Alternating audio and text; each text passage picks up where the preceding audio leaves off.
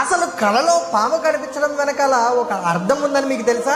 ఇది చాలా మందికి ఎదురయ్యే అనుభవం. స్వప్న శాస్త్రం, మనస్తత్వ శాస్త్రం ప్రకారం దీనికి వేరు వేరు అర్థాలు ఉన్నాయి. అంతేకాదు పాము మనకి ఎలా కనిపించింది అనే విషయంపై దీని అర్థం మారిపోతుంది. అంటే పాము మీకు కళలో కనిపించి అది మిమ్మల్ని ఏమీ చేయకుండా వెళ్ళిపోతే అది అదృష్టానికి సంకేతం. అలా కనిపిస్తే త్వరలోనే మీకు ఏదో ఒక అదృష్టం వరించబోతుంది అని అర్థం. ఈ కళ గనక వస్తే ముఖ్యంగా ధనలాభం కలిగే అవకాశాలు ఎక్కువగా ఉన్నాయి. ఒకవేళ పాము గనక మిమ్మల్ని తరుముతున్నట్లు లేదా కాటు వేస్తున్నట్టుగా కల వస్తే నిజ జీవితంలో మీకు శత్రువుల నుంచి కలిగే ఇబ్బందులు లేదా ఆందోళనలు ఎదురవుతున్నాయనే దానికి ఇది అర్థం. జ్యోతిష్య శాస్త్రం ప్రకారం జాతకాలలో రాహు లేదా కేతు దోషాలు లేదా కాలసర్ప దోషాలు ఉన్న వాళ్ళకి ఇలా పాములు కళ్ళలోకి వస్తూ ఉంటాయి. కానీ రెగ్యులర్ గా ఇలా పాములు కళ్ళలోకి వచ్చి భయపెడుతుంటే మాత్రం ఇలాంటి సుబ్రహ్మణ్యేశ్వర స్వామి వేలు గుర్తుని ఇంట్లో పెట్టుకోండి.